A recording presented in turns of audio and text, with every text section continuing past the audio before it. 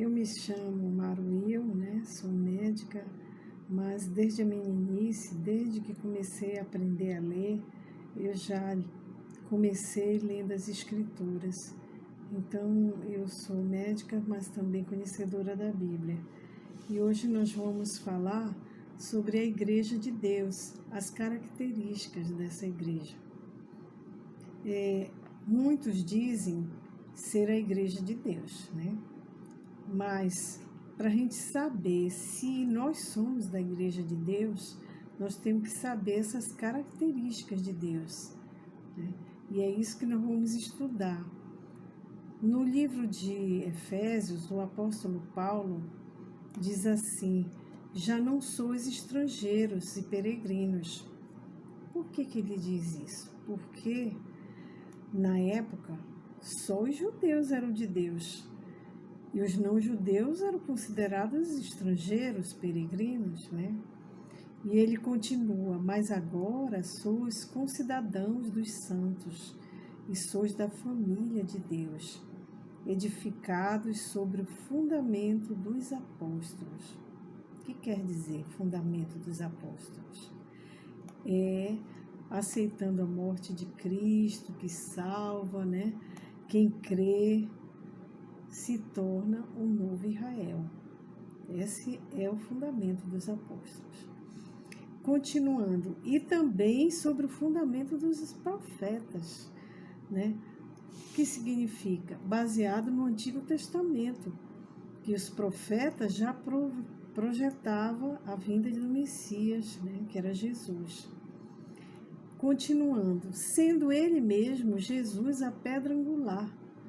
Então, nós somos tanto do Novo como do Antigo Testamento. Está no livro de Efésios 2, 19.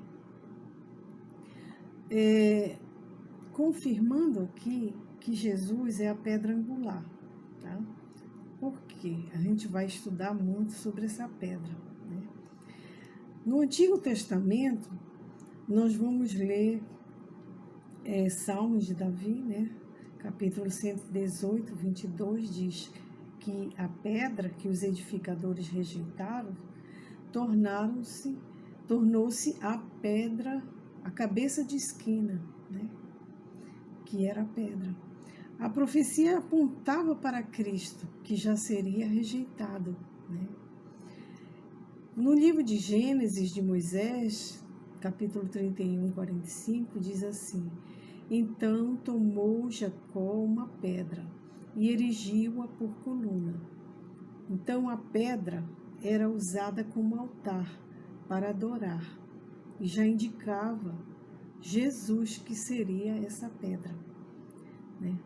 A pedra angular é a principal da construção, é a pedra que são fundadas as bases ou cabeça de esquina. No livro de Jó, capítulo 38, 6, diz assim: e sobre que estão fundadas as suas bases, ou quem assentou sua pedra de esquina, profetizando a vinda de Jesus, que seria essa pedra. O profeta Jeremias, no capítulo 51, 26, diz assim: e não tomarão de ti pedra para a esquina, nem pedra para os fundamentos, porque te tornarás em assolação perpétua, assim diz o Senhor. Veja que Jeremias diz que o povo de Israel foi rejeitado como igreja de Deus e perpétua, e por causa da desobediência deles. E agora seria, nessa época de Cristo, seria passado para o novo Israel, de maneira perpétua. E quando Jesus veio, mencionou, e vale a pena expressar que muitos judeus aceitaram Cristo e pertenceram agora ao novo Israel, né?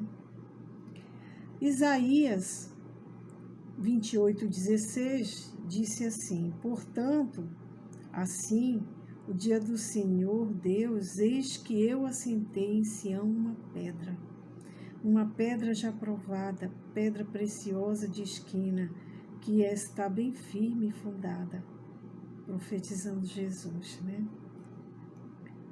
Agora nós vamos passar para o Novo Testamento. Algumas passagens falam sobre pedra.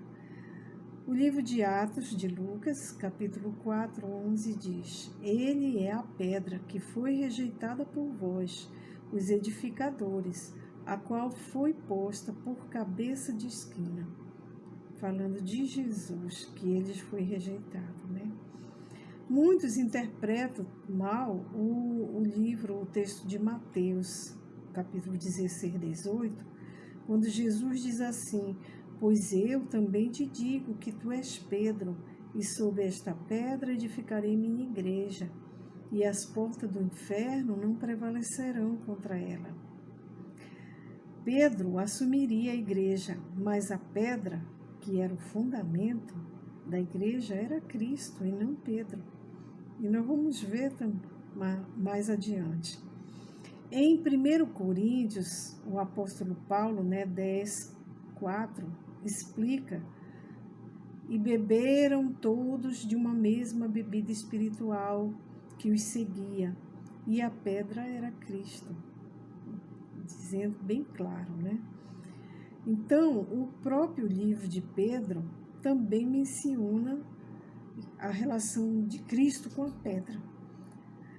1 Pedro 2,4 diz: Chegando-vos para ele, Jesus, a pedra que vive rejeitada, sim pelos homens, mas para Deus eleita e preciosa. No verso 5, também vós mesmo, como pedras que vivem, sois edificados casas espirituais, para serdes sacerdócio santo. Ele explicando aqui que os salvos serão sacerdócio, né? É quando eles participarem do céu, da abertura dos livros, explicando no Apocalipse, né? Na época do milênio, que é um outro assunto. Continuando, né? A fim de oferecer de sacrifícios espirituais agradáveis a Deus por intermédio de Jesus Cristo. Pedro, no verso 6, diz: Pois está na Escritura, eis que tenho posto em Sião uma pedra angular, eleita e preciosa, e quem nela crê não será de modo algum envergonhado. Falando de Jesus, a pedra eleita, né? O verso 7, mas para vós, portanto, os que credes, é preciosidade. Mas para os descrentes, a pedra que os construtores rejeitaram, essa veio a ser a principal pedra angular, né, que é Jesus.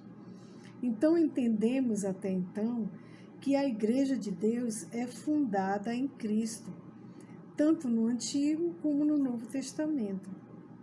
Apocalipse, capítulo 10, 19, verso 10, João queria prostrar nos pés do anjo, mas o anjo adverte: não faças isso, sou conservo teu e dos teus irmãos, que mantêm o testemunho de Jesus.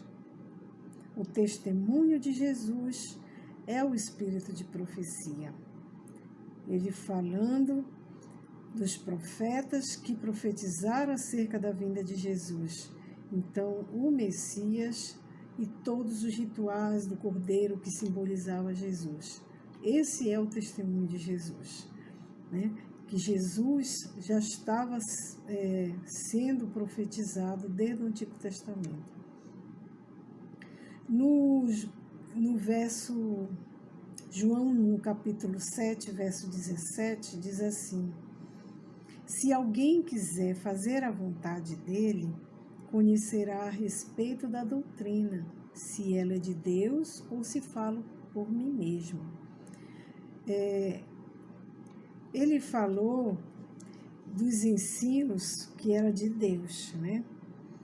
Dizendo que era para confirmar, né? nas doutrinas. Então, a igreja ela precisa seguir as doutrinas de Deus e não seguir o que o homem fala. Todos os rituais da igreja não pode ser de cabeça humana, né? A outra doutrina, agora vamos estudar uma segunda doutrina, que é vista em 1 Timóteo, capítulo 2, 5, acerca da mediação de Jesus entre Deus e o homem. Diz assim, no Timóteo 2,5: portanto, há um só Deus e um só mediador entre Deus e os homens, Cristo Jesus, homem. É por isso que as igrejas cristãs oram em nome de Jesus. Só Ele que pode mediar.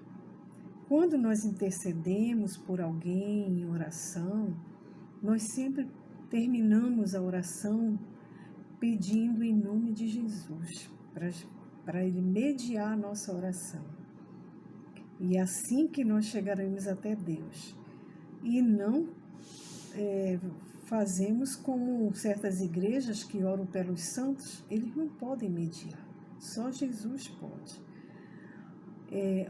Assim você conhece a igreja de Deus, né?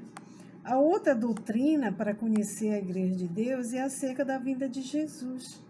Apocalipse 1,7 diz que eis que vem com as nuvens, e todo olho verá, até os mesmos que os traspassaram. E todas as tribos da terra se lamentarão sobre ele. Por quê?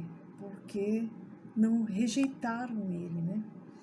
Então, quem disser que Jesus vem de outra forma, que ele está ali, que ele chegou lá, não acreditem. Não é a igreja de Deus. Outra doutrina importante para conhecer a igreja de Deus é guardar os mandamentos de Deus. João 14,15 diz: se me amais, guardareis os meus mandamentos, Jesus falando. Então, a igreja que não guarda todos os mandamentos não é a igreja de Deus. E a gente vê que muitos guardam 9 e deixam um de lado. Um exemplo é do sábado, né, que a maioria não guarda. Como que vai ser igreja de Deus, né? Então, existem outras doutrinas, muitas outras doutrinas na Bíblia, mas aquelas que dão assim as características da igreja de Deus são essas doutrinas que são suficientes para você reconhecer a igreja de Deus. Espero que eu tenha sido útil e que você veja na Bíblia, confirme, porque nós temos que confirmar tudo, né? Que Deus abençoe a todos. Amém.